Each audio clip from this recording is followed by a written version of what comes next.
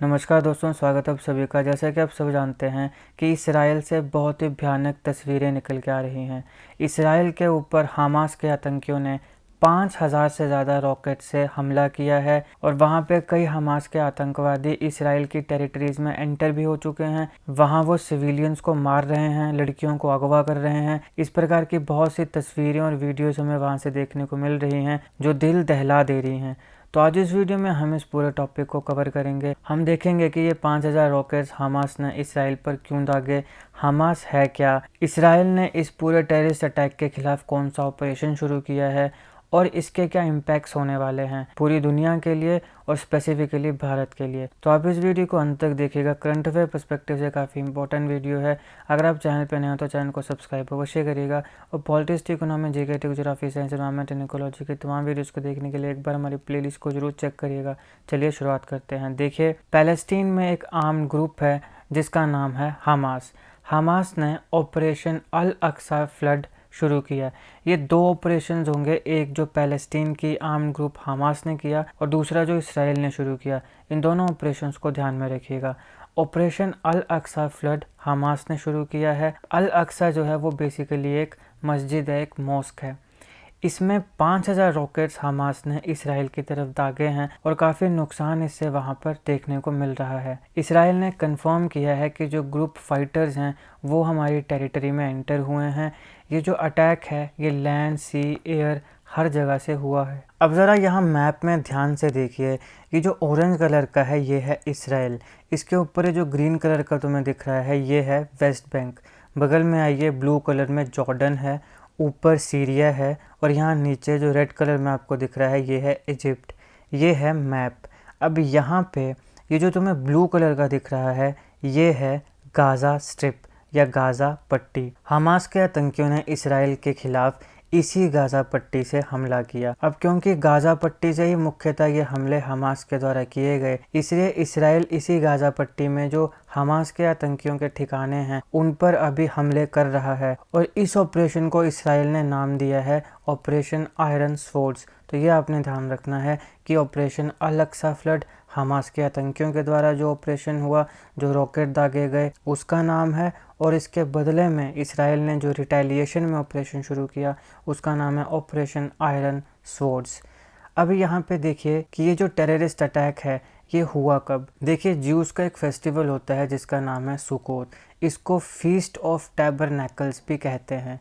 ये एक week long celebration होती है और इसका जो अंतिम दिन होता है, इसकी जो कंक्लूजन होती है, उस दिन को सिमचत तोराह कहा जाता है। इस दिन इसराइल में हॉलिडे होता है, छुट्टी होती है। इसी दिन हमास के आतंकियों ने इसराइल के ऊपर हमला किया। यहाँ पे जो रॉकेट्स हैं वो इसराइल के तेल अवीव तक दागे गए हैं। ये है ब्यूटीफुल तेल अवीव, आप यहाँ इसे देख सकते हैं। हमास ने इसके साथ साथ जो सदर्न इसराइल है वहाँ पे फाइटर्स भी भेजे हैं। जैसे कि हमने देखा कि गाज़ा पट्टी जो है वो इसराइल के सदर्न मोस्ट पार्ट में पड़ता है, तो गाज़ा पट्टी से इन्होंने अपने फाइटर्स भी सदर्न इसराइल में भेजे हैं। इसराइली मीडिया ने कहा कि गनमैन, ऐसे आतंकी जिनके पास गन्स थी, गाड़ियाँ थीं, उन्होंने ओपन फायरिंग की है लोगों के ऊपर, जो कि टाउन है स्तेरोत का। इसके साथ साथ इस प्रकार के फुटेज जो है वो भी सोशल मीडिया में सर्कुलेट हो रही है, जहाँ पे क्लैशेज हमें स्ट्रीट्स में देखने को मिल रहे हैं, जहाँ जो गनमैन हैं वो इजीली अपनी गाड़ियों में रोम कर रहे हैं, लोगों के ऊपर अत्याचार कर रहे हैं, लोगों को हॉस्टेज बना के रखा है, बंदी बना के रखा है। कई जगह पे लाइव स्ट्रीमिंग की गई जहाँ पे इनोसेंट लोगों को मारा गया। कई जगह पे लड़कियों को अगवा किया जा रहा है, ज़बरदस्ती उनको उठा के ले जाया जा रहा है। और एक तो बहुत ही घटिया वीडियो देखने को मिली जहाँ पे एक लड़की को पहले मारा गया, फिर उसके कपड़े उतारे गए और फिर उसको बिना कपड़ों के गाड़ी में पीछे बिठा के घुमाया गया। इस प्रकार के वीडियोज़ ने पूरी की पूरी ह्यूमैनिटी को शर्मसार किया है। टाइम्स ऑफ इसराइल के मुताबिक जो गन बैटल्स हैं वो इस समय कुछ इंपॉर्टेंट टाउन्स के जो मिलिट्री बेस हैं वहाँ पे हो रहे हैं, जैसे कफ़ार आज़ा, स्तेरोत, सूफा, नहाल ओस, मैगेन, बेरी और रहीम। ये कुछ जगहें हैं जहाँ के मिलिट्री बेसिस में इस समय गन बैटल्स हमें देखने को मिल रही हैं। अगर हम कैजुअलिटीज़ की बात करें तो कुछ रिपोर्ट्स के मुताबिक अभी तक जब मैं ये वीडियो बना रहा हूँ तब तक 160 पैलेस्टीनियंस की मौत हो चुकी है, 1,000 से ज़्यादा पैलेस्टीनियंस घायल हो चुके हैं। इसराइल की तरफ की बात करें तो 300 से ज़्यादा इसराइलीज अभी तक मारे जा चुके हैं और 750 से ज़्यादा हमास के अटैक में घायल हो चुके हैं, लेकिन ये नंबर बहुत ज़्यादा है क्योंकि अभी तो कई लोगों को कैप्टिव रखा गया है, होस्टेज में रखा गया है। जैसे मैंने कहा कि कई लोगों को उठा के बंधक बना दिया जा रहा है, महिलाओं को उठा के अपने साथ ले जाया जा रहा है, उनके ऊपर अत्याचार किए जा रहे हैं, रेप, किलिंग, ये सब चीज़ें हो रही हैं। तो अभी ये जो नंबर है ये बहुत ज़्यादा होगा और ये सिविलियंस के ऊपर बहुत बड़ा हमला है जो पिछले कुछ सालों में हमें देखने को मिला है पूरी दुनिया में। हमास ने इस अटैक के ऊपर क्या कहा? देखिए, हमास का कहना है कि ये जो एट्रॉसिटीज़ पिछले कई सालों से पैलेस्टीनियंस के ऊपर ढाई जा रही हैं, ये उसका रिस्पॉन्स है, ऐसा हमास का कहना है। हमास कह रहा है कि हम चाहते हैं कि इंटरनेशनल कम्युनिटी गाज़ा पट्टी में जो पैलेस्टीनियन लोगों के ऊपर एट्रॉसिटीज़ हो रही हैं उसको रोकें, और इसके साथ साथ अल अक्सा जो हमारी मस्जिद है, होली साइट है, वहाँ पर भी जो एट्रॉसिटीज़ होती हैं उन्हें रोका जाए। हमास जो है उसने अपने टेलीग्राम चैनल में एक मैसेज पोस्ट किया जिसमें उन्होंने कहा कि वेस्ट बैंक, जो हमने पहले मैप में भी देखा वेस्ट बैंक, वहाँ पर भी कई ऐसे फाइटर्स हैं जो इसराइल के खिलाफ लड़ते हैं। तो हमास ने कहा कि वेस्ट बैंक में जितने भी रेजिस्टेंस फाइटर्स हैं वो भी हमारी इस बैटल को ज्वाइन करें। इसके साथ साथ बाकी जितने भी मुस्लिम कंट्रीज़ हैं और हमारा अरब वर्ल्ड है वो भी इस बैटल में हमें ज्वाइन करे। अब इसराइल गवर्नमेंट का यहाँ क्या कहना है? देखिए, इसराइल आर्मी ने गाज़ा के आसपास जितने भी इसराइली रहते हैं उन सारों को वार्न किया है कि या तो वो अपने घरों में रहें या फिर अपने शेल्टर्स में रहें। प्राइम मिनिस्टर बेंजामिन नेतन्याहू ने कहा कि हमारा देश इस समय युद्ध में है और हम डेफिनेटली इस युद्ध को जीतेंगे। इसी प्रकार के शब्द इसराइल के डिफेंस मिनिस्टर योव गालांत ने कहे, जिन्होंने कहा कि हम इस युद्ध को डेफिनेटली जीतेंगे। इसके साथ साथ उन्होंने कहा कि हमास ने आज सुबह इसराइल के खिलाफ ये युद्ध छेड़ के बहुत बड़ी ग्रेव मिस्टेक की है और हम ये युद्ध को डेफिनेटली जीतेंगे। तो अब इंटरनेशनल रिएक्शंस किस प्रकार हैं इस पूरे के पूरे इंसिडेंट पे? सबसे पहले चेक रिपब्लिक की बात करते हैं। चेक गवर्नमेंट ने हमास के द्वारा जो टेररिस्ट अटैक इसराइल के ऊपर हुआ है इसे कंडेम किया है। अगर हम यूरोपियन यूनियन की बात करें तो यूरोपियन यूनियन के फॉरेन चीफ जोसेफ बोरेल ने भी सॉलिडारिटी दिखाई है इसराइल के साथ। फ्रांस की बात करें तो इमैनुअल मैक्रोन ने भी इस पूरे इंसिडेंट को कंडेम किया है, इस टेररिस्ट अटैक जो इसराइल के खिलाफ हुआ है इसे कंडेम किया है।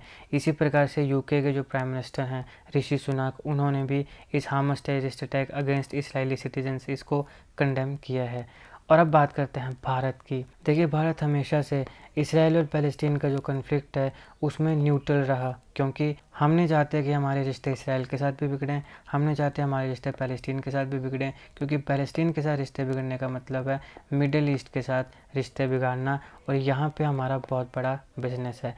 लेकिन यहाँ पर ये जो कायर हरकत हुई है ये आतंकवाद है, ये टेररिज्म है। ये दो देशों की बात नहीं है, इसराइल और पैलेस्टीन की बात नहीं है।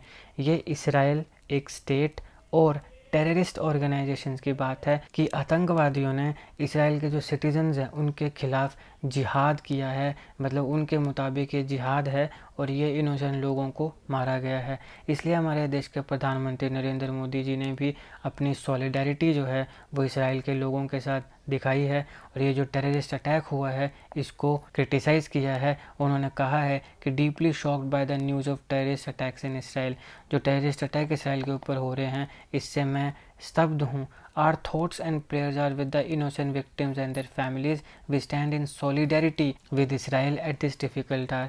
तो ये हमारे भारत का स्टैंड है, इम्पॉर्टेंट है, क्योंकि अभी तक हम हमेशा न्यूट्रल बने रहे। ये पहली बार है जब हम खुल कर आए हैं, लेकिन अगेन यहाँ पे हम किसी देश के पक्ष या विपक्ष में नहीं आए हैं। हमने एक टेररिस्ट अटैक जो कि एक घासली टेररिस्ट अटैक है इनोसेंट लोगों के खिलाफ, उसको हमने क्रिटिसाइज़ किया है, कंडेम किया है। उसी प्रकार से इजिप्ट है। अब हम देखिए, इजिप्ट जो है ये मैप में इसराइल और गाज़ा पट्टी के बिल्कुल बगल में लगता है। तो इजिप्ट ने भी यहाँ पे इसको क्रिटिसाइज़ करते हुए कहा है कि ये जो एस्केलेशन हुई है इसके ग्रेव कंसिक्वेंसेस इस पूरे एरिया में, मिडल ईस्ट में होने वाले हैं। अब यहाँ एक और ऑर्गेनाइजेशन आती है, हिजबुल्लाह। ये लेबनीज़ ग्रुप है। इसने एक स्टेटमेंट दी और उसने कहा कि हम पैलेस्टीनियन रेजिस्टेंस जो है ये पूरी की पूरी जो टेररिस्ट ऑर्गेनाइजेशन ये सब कर रही है, हम इसकी लीडरशिप के डायरेक्ट कांटेक्ट में हैं और हम क्लोजली मॉनिटर कर रहे हैं गाज़ा की सिचुएशन को। इसके साथ साथ इन्होंने ये हमास के आतंकियों के द्वारा ये जो टेररिस्ट अटैक हुआ है इसका समर्थन भी किया है, हिजबुल्लाह जो कि लेबनीज़ ग्रुप है। अब अगर हम इसके इम्पैक्ट्स की बात करें तो देखिए, एक वाइडर वार हो सकता है यहाँ पे मिडल ईस्ट में, जहाँ पे बाकी कंट्रीज़ भी इन्वॉल्व हो सकती हैं, जैसे लेबनान, सीरिया और ईरान। ये एक पहला इम्पैक्ट है कि जो युद्ध है ये सिर्फ हमास और इसराइल तक सीमित नहीं रहेगा, हो सकता है कि और एक बड़ा युद्ध जो है वो हमें यहाँ मिडिल ईस्ट में देखने को मिले।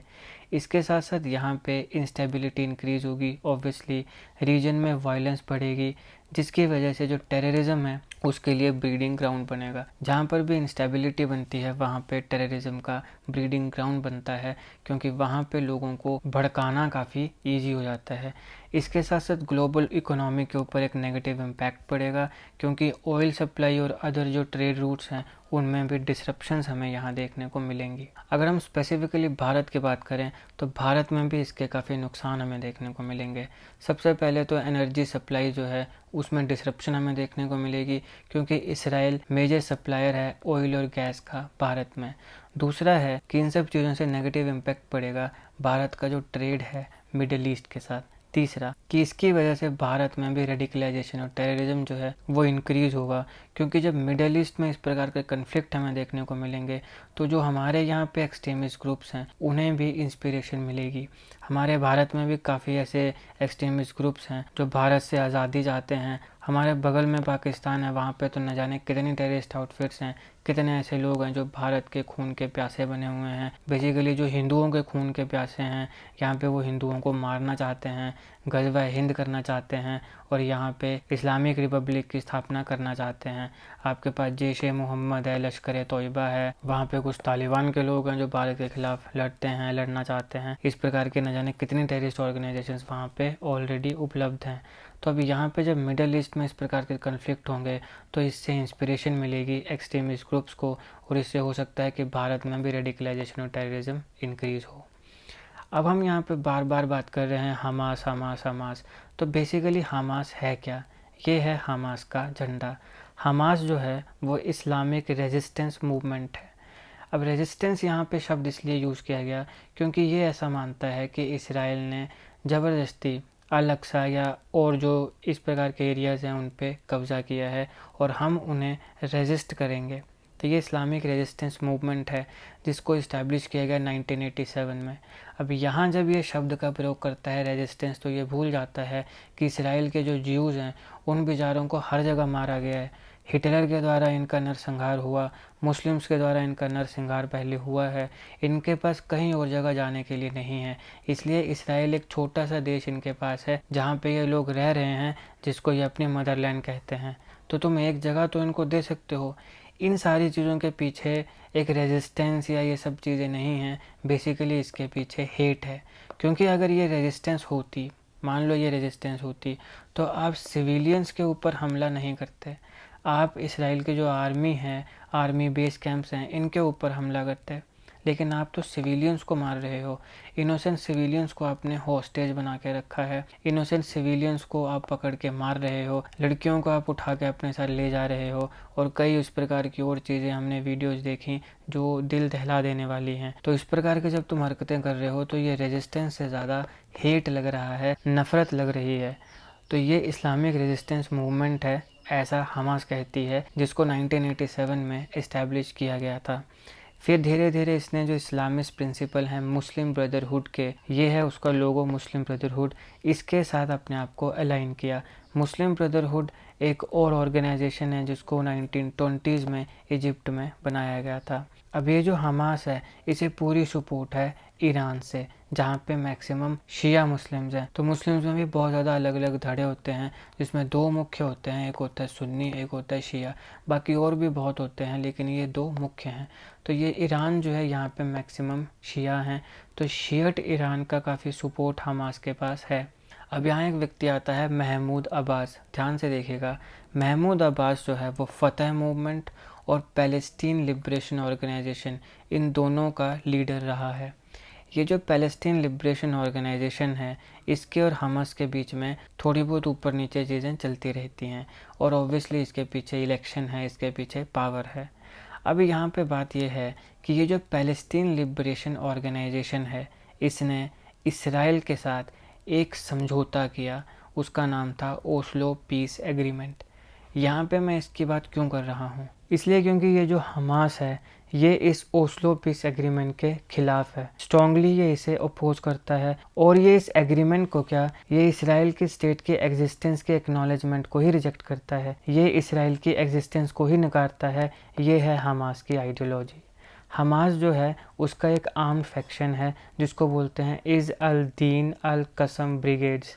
यही वो आर्म फैक्शन है जिसने अपने गनमैन और सुसाइड बॉम्बर्स को भेजा है इसराइल में। हमास इस प्रकार के आर्म्ड एक्शंस को फ्रेम करता है ताकि जो इसराइली ऑक्यूपेशन है उसको रेजिस्ट किया जा सके। ये जस्टिफिकेशन है हमास के द्वारा कि हम यहाँ पे ये जो एक्ट्स हैं ये रेजिस्टेंस के एक्ट्स हैं अगेंस्ट इसराइली ऑक्यूपेशन। अभी यहाँ पे ये जो हमास है इसको ऑलरेडी टेररिस्ट ऑर्गेनाइजेशन क्लासिफाई किया जा चुका है इसराइल के द्वारा, यूएस के द्वारा, यूरोपियन यूनियन के द्वारा, कनाडा के द्वारा, इजिप्ट के द्वारा और जापान के द्वारा। अब यहाँ देखिए गाज़ा जो है ये इसका हमास का प्राइमरी स्ट्रॉन्ग होल्ड है। हमास गाज़ा पट्टी में बहुत ज़्यादा स्ट्रॉन्ग है। इसका अंदाज़ा आप इस बात से लगा सकते हैं कि साल 2006 में इसी गाज़ा में पार्लियामेंट्री इलेक्शन भी हमास जीता था और इसी के बाद जो महमूद अब्बास था उसके साथ उनके कन्फ्लिक्ट शुरू हुए थे। तो गाज़ा में हमास काफ़ी पावरफुल है, लेकिन इसके साथ साथ बाकी जो पैलेस्टीनियन टेरिटरीज़ हैं वहाँ पर भी हमास को काफ़ी सपोर्ट किया जाता है। इसके जो लीडरशिप फिगर्स हैं वो बाकी जगहों पे भी देखने को मिलती हैं, खासकर जो मिडिल ईस्टर्न नेशंस हैं इंक्लूडिंग कतार, वहाँ पर भी इनको काफ़ी सपोर्ट मिलती है। अब कई ऐसे मीडिया रिपोर्ट्स के मुताबिक ईरान और कतार ये दो ऐसे देश हैं जहाँ पे हमास को काफ़ी सपोर्ट मिलती है। यहाँ पे इनको फाइनेंशियली भी काफ़ी सपोर्ट किया जाता है और बाकी हर जिस प्रकार की भी सपोर्ट की इनको ज़रूरत होती है वो ईरान और कतर इसे प्रोवाइड करते हैं। तो ये था दोस्तों इस लेक्चर का एनालिसिस। इस वीडियो में मैंने आपको एक पर्सपेक्टिव देने का प्रयास किया है कि ये पूरा का पूरा जो इंसिडेंट हो रहे हैं इसके पीछे का कारण क्या है, इसके पीछे की आइडियोलॉजीज़ क्या हैं और इसके आने वाले समय में क्या इम्पैक्ट्स हमें देखने को मिलेंगे पूरी दुनिया के लिए, मिडिल ईस्ट के लिए और स्पेसिफिकली भारत के लिए। अगर आपको वीडियो अच्छी लगी हो तो लाइक करिएगा, शेयर करिएगा। Politics, economy, GK, geography, science, environment and ecology की तमाम वीडियोस को देखने के लिए एक बार हमारी प्लेलिस्ट को जरूर चेक करिएगा और जीके करंट अफेयर्स के ऐसी वीडियोज़ को देखने के लिए हमारे चैनल को सब्सक्राइब करिएगा। आपका बहुत बहुत धन्यवाद।